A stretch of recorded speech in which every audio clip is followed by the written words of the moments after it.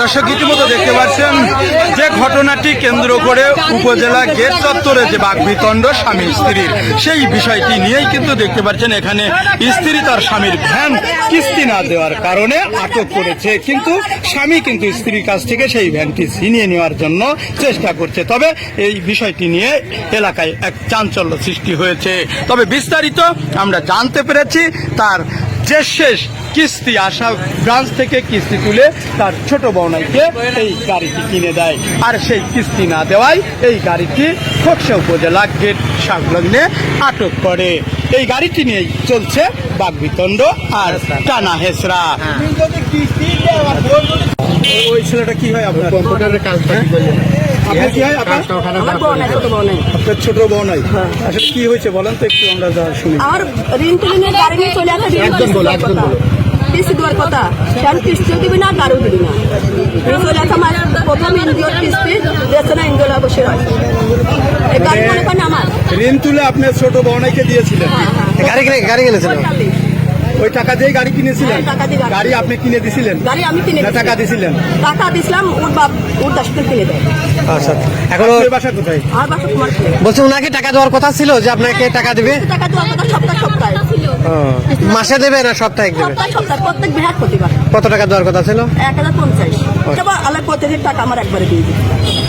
আপনার দাবি এটা? হ্যাঁ, আমার দাবি আমি গাড়ি নেবো না। উনি বলছে আমার গাড়ি জোর করে আটকায় রাখছে। না, গাড়ি না, কম্পিউটার কাজটা কি করলে? স্যার দেখালো আপনার ছোট বোনের নাম কি? ছোট বোনের নাম কি? ওয়াজ। বাসা কোথায়? বাসা মাহমুদ আলীপুর। মাহমুদ আলীপুর। আপনার ছোট বোন কো? এই আপনার বোন? হ্যাঁ। এটা কি থানায় অভিযোগ দিয়েছেন নাকি? থানায় টিউনে সাহেবের কাছে অভিযোগ দিতে চাইছিল, চেয়ারম্যান বলে গেছে। না, মানে নারী নির্যাতন। নারী নির্যাতন করে শ্বশুর ধরে আজ 3 মাস শারীরিক নির্যাতন। 3.5 চলেছে, 10 মাস ধরে চলতেছে। চেয়ারম্যানই টিউনে সাহেবের কাছে আগে সালিশ করে দিয়েছে। আচ্ছা, স্থানীয় সালিশ। তারপরে কন্ট্রোলে আসি নাই। ছোট বোনের বাচ্চা কাচ্চা কয়টা? এক ছেলে এক মেয়ে। মেয়ের বয়স 10 বছর। আমার দাবি গাড়ি আমি চাবো, গাড়ি এই জন্য গাড়ি কিস্তি দিবি। গাড়ি এখন কিস্তির জন্য, টাকার জন্য। এইটা এনজিও কিস্তি কোন এনজিও থেকে? আশা এনজিও থেকে। তাই যে গাড়িটি এইটি আটক। আচ্ছা, যে ছেলেটি এই যে এখানে মারামারি করলেন উনি কি হয় আপনার? উনি আমার স্বামী। স্বামী? আমার শ্বশুর আমার 3 মাস আগে গাড়িটির পরে আমার মারেছে। আমি আমার বোনের বাড়ি এসে উঠছি। ইনি আমার স্বামী কুরবানি ঈদের 1 সপ্তাহ আগে গেছে, যে আবার ঈদের দিন চলে আসে। আবার ঈদের দিন পরের দিন যে কি সুন্দর সেই মানে সেই কি করতেছে আলাপ মিষ্টি বলতেছে যে আমার আপা আমার গাড়ি কিনে দেন, আমি এদিকে কাম টাম করে খাই। আমার অনেক কথাবার্তা বলেছে। এবার 1 মাস চলে যাওয়ার পরে আসছে আমার আপা বলছে যে কিস্তি তোমার তুলে দেবো, তুমি কিস্তি টানা না। আমি তো টানতে পারবো না। বড় আপা বলো? আমার আপা। আমার তো কিস্তি টানার কোনো ক্ষমতা। এই বিষয়ে কি কোনো বসাবসি হয়েছিল?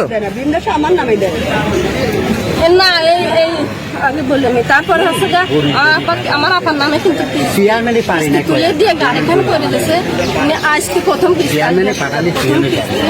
4-5 দিন আগে আমার ছেলে মেয়ে নিয়ে আসে বাড়িতে পলায় চলে আসে। প্রথম কিস্তি কাল 5 দিন থেকে ফোন দিচ্ছি, দেবো না। আমার আপার কাজ বলে একটা আমার আজকে ফোন দিচ্ছি, ফোনে রিসিভ করে। হাজবেন্ড থাকতে কোথায়? বাড়িতে। বললাম না, এই যে মাহমুদ আলীপুর। কয় বছর আপনার? 10 বছর বিয়ে হয়েছে। আমার মেয়ে যে এত বড়, আমার ছেলে এত বড়। এক ছেলে এক মেয়ে? হ্যাঁ। আচ্ছা, আপনার আপা বলছে যে উনি নেশা করে।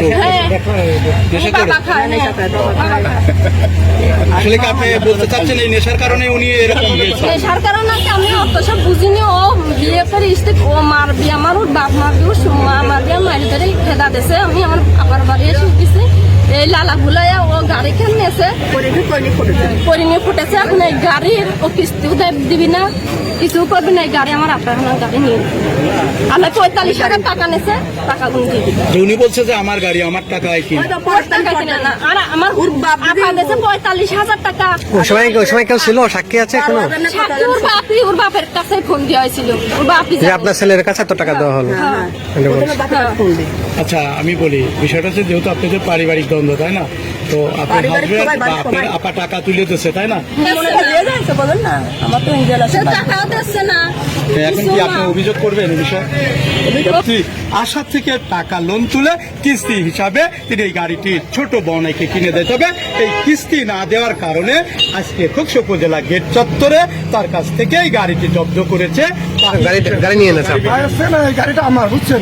আপনার আপনি যে শেষ দাবি করেছে আমি আশা থেকে লোন তুলে গাড়িটা আমি কিনে দিয়েছিলাম বনাইকে, বিষয়টা লোন তুলে টাকা দিতে কিভাবে টাকা দিতে জানি না। আমিও টাকা দিছি, ওরা টাকা দিছে, আমি আগে টাকা দিছি। সেসব টাকা আমার দেয় না, আমার বাড়িওয়ালা ওখানে যারা থাকে, ঠিক আছে। সেজন্য আমার গাড়িটা কিনে দিলে আমি বাড়ি চলে আসি। আমি বলছি তুমি চলে আসো, আমি টাকা দিয়ে দেবো না। আবার তো আমার আপাও কালকে বলছে যে আজকে কেন চলে যাবো, তুমি এসে নিয়ে যাও। তো আমি করছি কি, আমি ওই জায়গায় গেলে কি আমার আটকা রেখে আমার আটকা রাখবেন, আমার গাড়ি নিয়ে নেবেন। তো আমি জায়গায় যাতে পারবেন না। আপনারা এসে গাড়ি নিয়ে যান, গাড়ি নিলেও নিয়ে যান, যেতে পারেন, আমি যাবো না ওই জায়গায়। এরকম বলছি টলছি, তারপর আমি আজকে রোডে গাড়ি চালাচ্ছি। এখন এসে এই অবস্থা, মনে করেন আমি বলছি আমার গাড়ি তালা মারবেন না কেউ।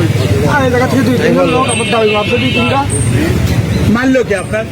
এই যে বাজারে এই জায়গায় একটা লোক ছিল, ওই চার দোকানে মনে হয় নাকি থাকে। কি করছে ও কি করছে চেনেন ওনারা? আমার বড় না কি বাসা কোথায়? মামুন্দানি শ্বশুর বাড়ি কোথায়? আপনার যে শেষ বলতেছে সে কিস্তি টাকা তুলে আপনাকে দিয়েছে, কিন্তু আপনার কিস্তি টাকা দেন না বলে সে তার গাড়ি আপনার গাড়ি নিয়ে এনেছে। এই কথাটা কতটুকু সত্য? এই যে মনে করেন যে আমি কালকে আমি ফোন দিছি, সে তারাও ফোন দিয়েছে। আমি বললো যে আমি না তো বাড়ি যাচ্ছি, বাড়ি আসতে যায় না, বুঝছেন? তা আমি আবার বলছি তুমি বাড়ি চলে আসো, আবার টাকা দিয়ে দেওয়া যাবে না। সে বললো বাড়ি চলে যাবে, তুমি এসে নিয়ে যাও। আমি কাছে না, বাড়ি আসতে বাড়ি তো আসলেই তো যায়, গেছে একা চলে আসুক একা। আমার বোনের মারধর করে, যে কোনো সংসারে অশান্তি লাগলে করে মারধর করে। কে মারধর করে? কে মারধর করে?